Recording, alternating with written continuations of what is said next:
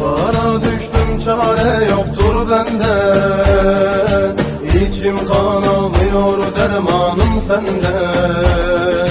Gece gündüz uyku girmez gözüme.